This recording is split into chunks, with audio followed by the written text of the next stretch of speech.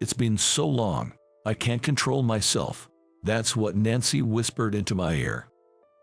Hearing her soft voice, my pulse quickened, and I felt heat spreading throughout my body. I never imagined that something like this would happen at my workplace. My name is Bob Harrison. I'm a 32-year-old bachelor and an employee. Currently, I'm working at a major electronics manufacturer. Because it's a big corporation, people admired me, but unfortunately, I've been recently demoted. Bob, give your best at your new place. You're better off working in the country than slaving away at the headquarters. That's what the director said to me with a smirk on his face. The director himself was the one who sent me off to this subsidiary, often referred to as exile. He's famous for his oppressive attitude towards employees he doesn't like, and recently, I was his main target. He criticized every single thing I did and continually put me down. For example, when I asked him about specific corrections on documents that he'd shredded without properly reading, he just told me to figure it out by myself, and making me cater to his reckless whims was truly exhausting. The director supposedly married the niece of the CEO for his career advancement. Because of this, a certain unquestioning atmosphere permeated the company. However, the director was also well known for his womanizing and had a poor reputation among those who knew him. On top of that, he treats his subordinates really bad. Despite this, I had a strong sense of company loyalty, and I took the hardship positively, thinking that overcoming this adversity would make me grow as a person. No matter what the director did, I was determined not to give in and keep working, but it seemed that my resolve only amused him more. When my demotion was decided, the director seemed extremely pleased. As I've worked at the headquarters, this unreasonable transfer was quite a shock. But I steeled myself to face this challenge. I couldn't let my mother down, who was watching over me from heaven. I will always be watching over you from heaven. I still can't forget the look on my mother's face when she told me this, lying in her hospital bed, pale as a sheet. Trying to cheer her up, and I said, "Don't say such weak things. I want to be with you forever." "No, it's okay. I'm already happy enough that you've grown up to be such a kind child." I tear up even now when I remember my mother's gentle smile. My mother passed away around the time I went off to college. My father was the worst person. When I was still a child, my mother protected me from my father, who had started raising his hand not only to her but also to me. And she raised me on her own. Despite being busy with work and housework, she always had a smile on her face and showered me with love. I could never thank her enough. If I were to complain here, my mother would be sad. "Mom, I definitely won't give up." With determination, I set off for my new post. The place I was transferred to was a peaceful countryside, and the environment was very comfortable. The folks at my new position were all kind-hearted, and I was able to enjoy my work.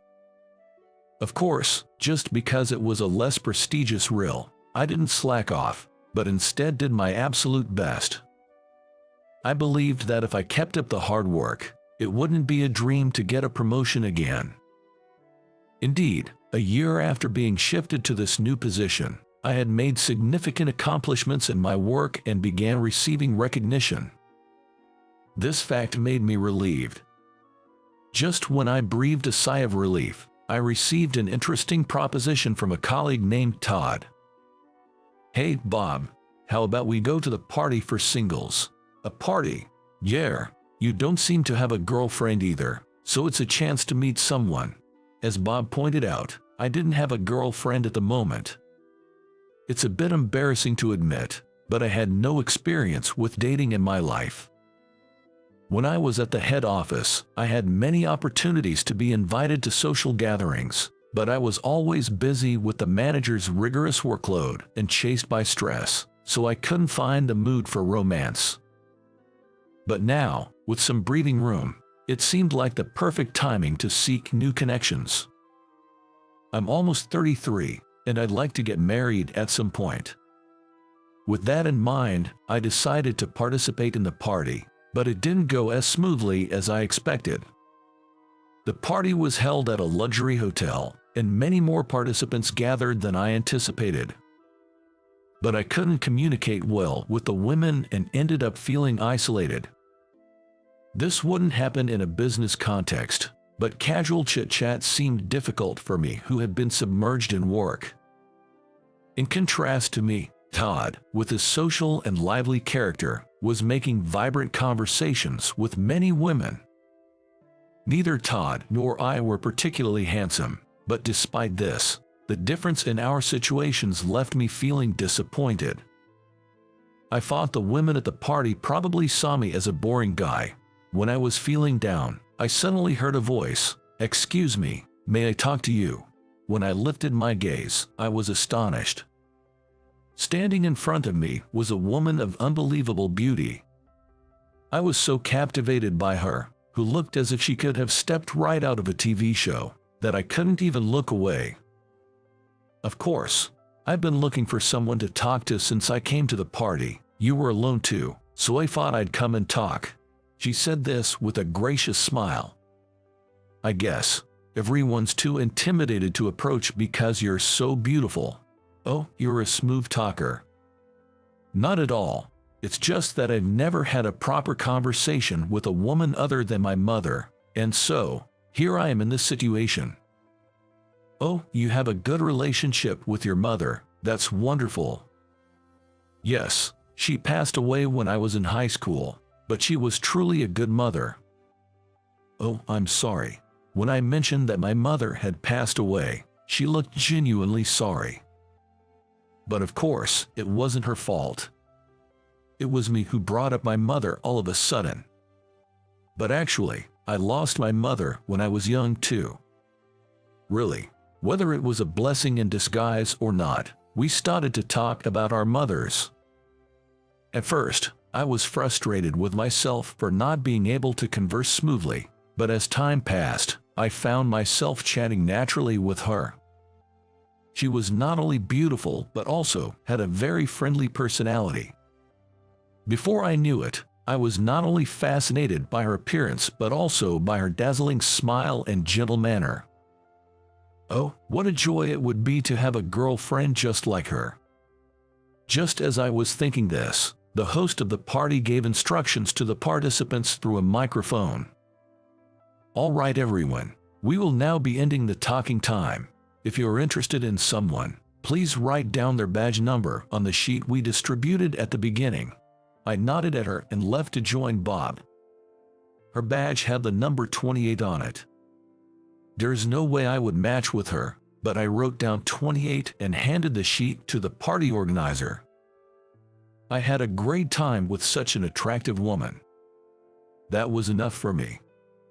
With those thoughts, I was looking up at the stage of the party when the hosts started to announce the results. At the end of the party, they would introduce the men and women who had successfully paired up.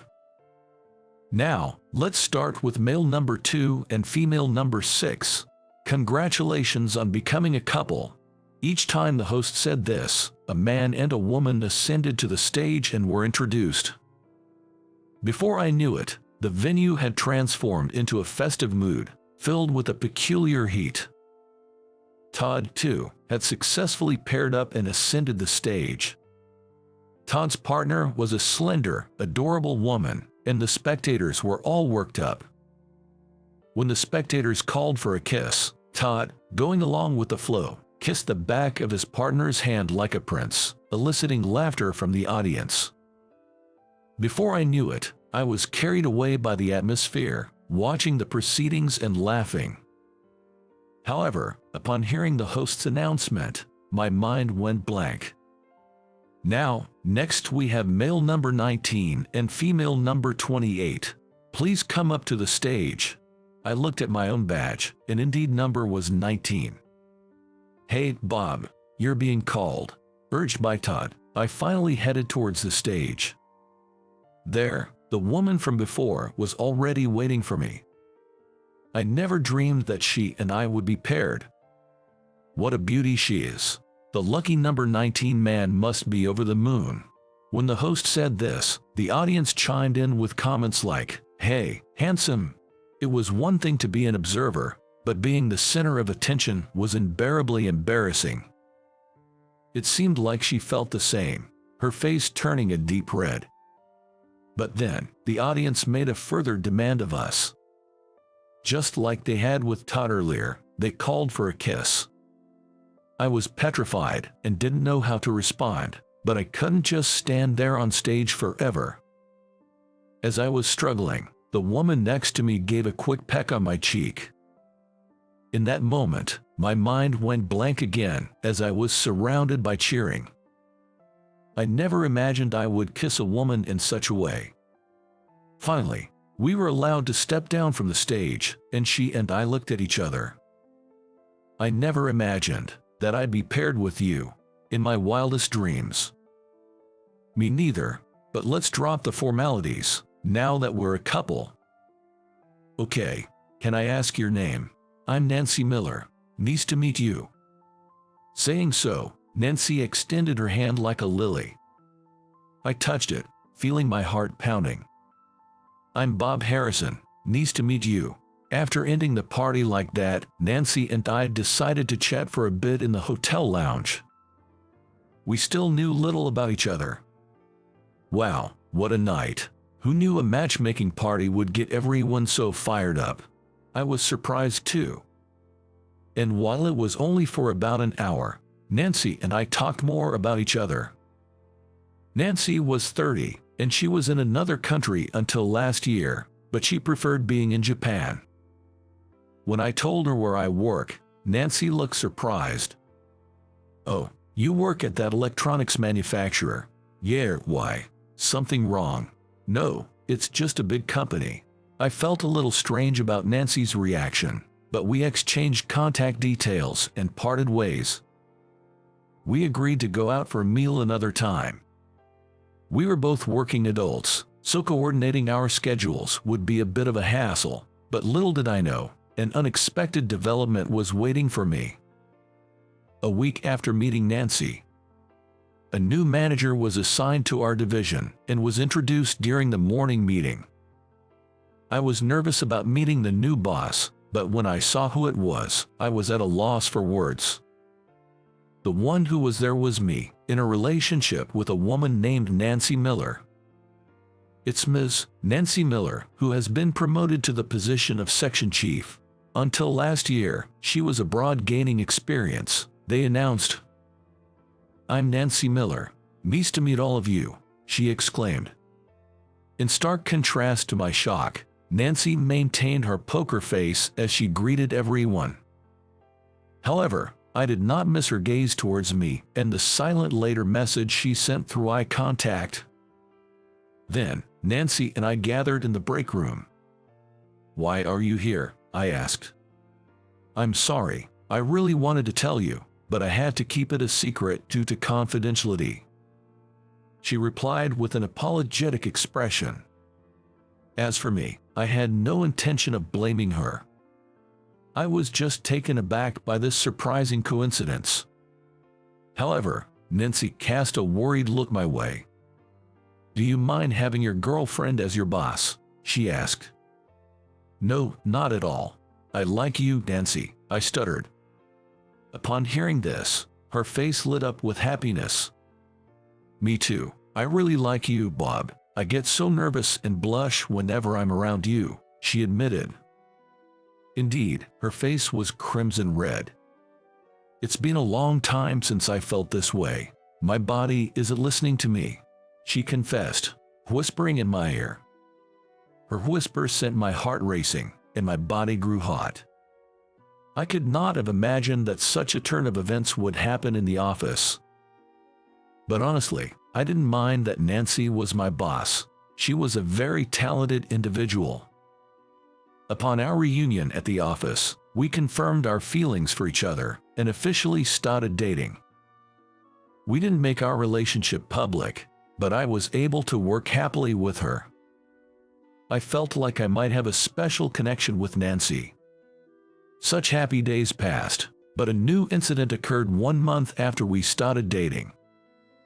Surprisingly, the director who had transferred me came to see me on the name of a routine inspection. Looking at the director with a meaningful expression, I had a bad feeling. "Long time no see, Bob," he said. "Hello," I responded. "I'm sure you're finding this new place quite comfortable. I came today to make sure you can continue working here," he added. "Pardon," as I widened my eyes in surprise, the director laughingly continued. "Well, there are talks of bringing you back to headquarters, but you prefer it here, don't you? So, I came to ask the director to let you stay." In other words, the director was there to prevent my return to headquarters. I trembled at the director's deviousness. "Director, you..." No, quite the opposite. If anything, you should be grateful. That's something I'll discuss with my father." Suddenly, Nancy appeared. On seeing her, the director's face turned pale. Nancy, why are you here? Didn't you know? I'm here to learn. On my father's orders," she responded. What do you mean by Nancy's father? Bob, what are you saying? Nancy is the president's daughter. Be respectful. At that moment, everything clicked into place in my mind. The president's last name was Miller, too.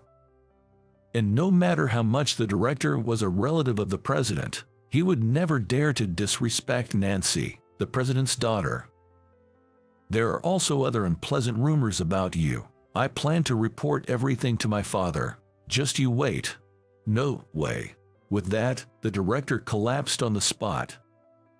It seemed that the fact that Nancy was the president's daughter was only known to a few executives.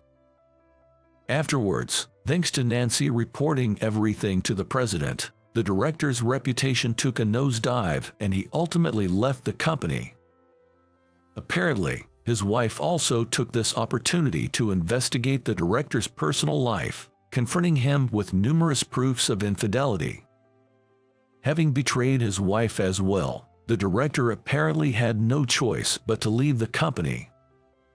The director is now said to be living alone, chased by child support payments for his children. What goes around comes around. I was surprised to find out that Nancy was the president's daughter, but of course, my feelings for her haven't changed. "Do you mind that I'm the president's daughter? Are you sure I'm good enough?" When I asked her that, she gave me a kiss on my cheek.